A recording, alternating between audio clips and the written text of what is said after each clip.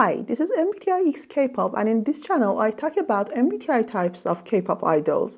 But before starting the real fun, I thought that it was necessary to clear some misunderstanding about MBTI that I have seen a lot of K-popers believe in. So I gathered some of the most common ones, and here they are, and I'm going to talk about every single one of them and try my best to explain why they are not true. So the first and most common misunderstanding about MBTI that I have seen a lot of K-popers and even K-pop idols think is true, that over time a person's personality type changes. But the truth is, a person's MBTI type never changes. So you may think that it doesn't make sense for people's personality types to never change over time, because almost none of us are the same person that we were, say, 5 years ago. So how is it possible for people's MBTI types to never change over time?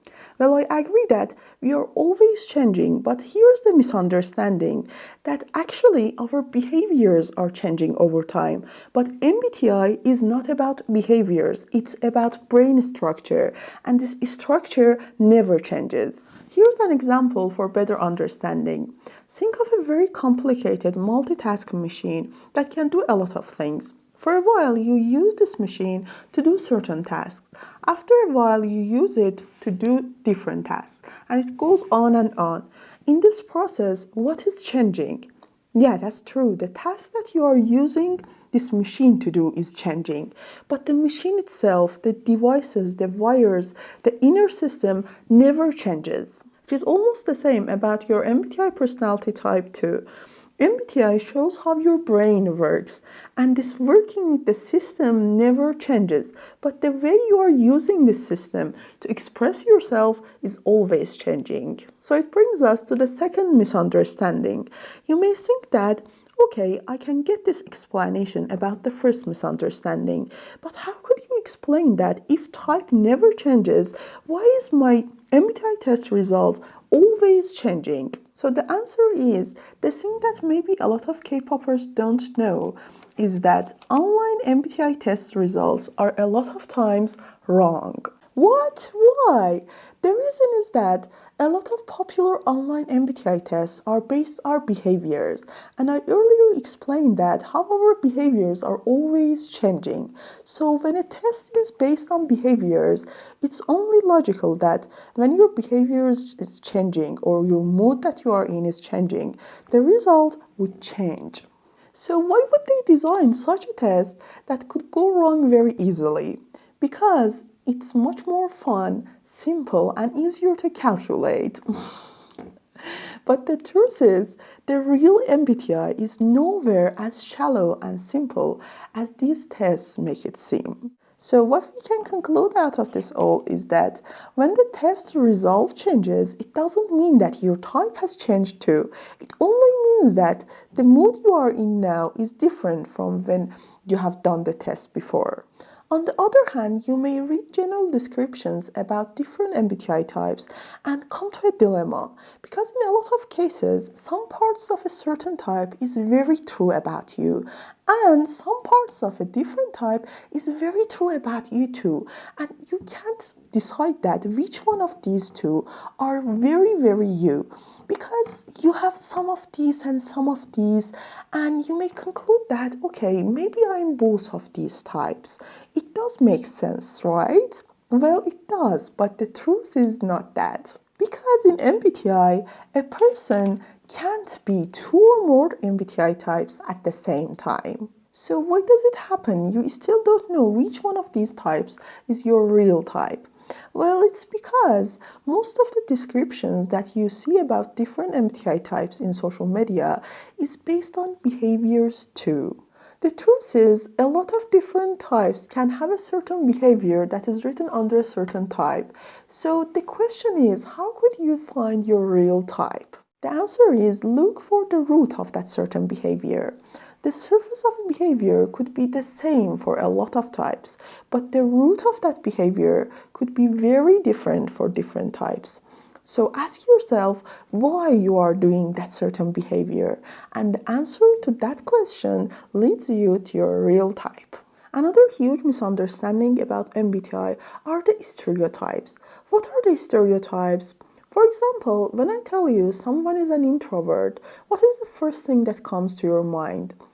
Maybe someone who is a bit shy, doesn't really go out a lot, doesn't have a lot of friends.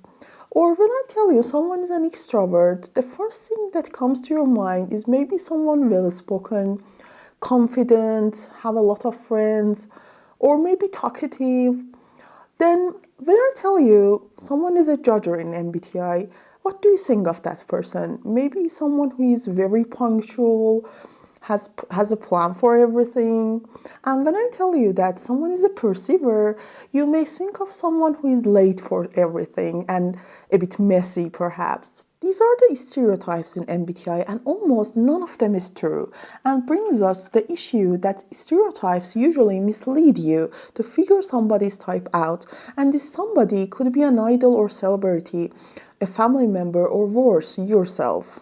For example, you see someone is very confident and well spoken, and you immediately think that they are definitely an extrovert. Or you see someone is very quiet and reserved, and you immediately think that they are definitely an introvert. But you need to know that none of these things guarantee someone's type, and an introvert could be talkative, and an extrovert could be reserved and quiet, and these are all just stereotypes. Another issue is that usually what we see from an idol in front of camera is a persona that the combination of what the company wants from that idol, what the fans want from that idol, and what the culture wants from that idol has made. So definitely what we see from an idol in front of camera is not 100% their real self, which brings us to the real issue here. It doesn't matter if the idols themselves are taking the test or the fans are trying to figure their type out.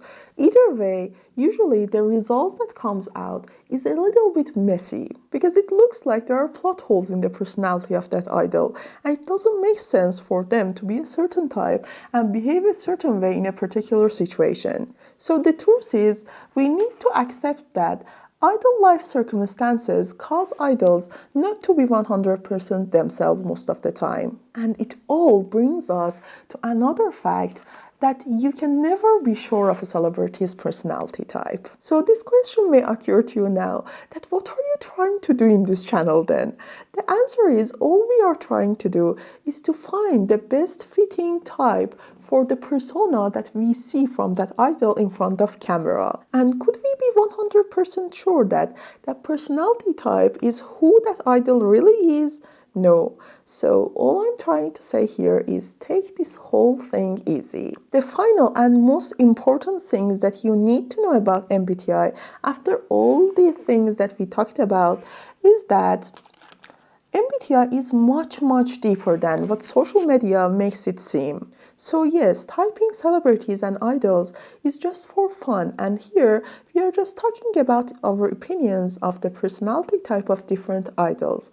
But if you want to learn about the real stuff and the real MBTI, the next card is for you. So the best way to learn about MBTI types is by understanding cognitive functions. Now is unfortunately not the time and place to talk about the cognitive functions in MBTI, but if you are interested in learning about the real MBTI, I definitely suggest you to go into the rabbit hole and enjoy this beautiful science. Thank you for being with me in this video. Now that all these misunderstandings are out of the way, we are going to start the fun that is MBTI x Kpop. See you in next videos.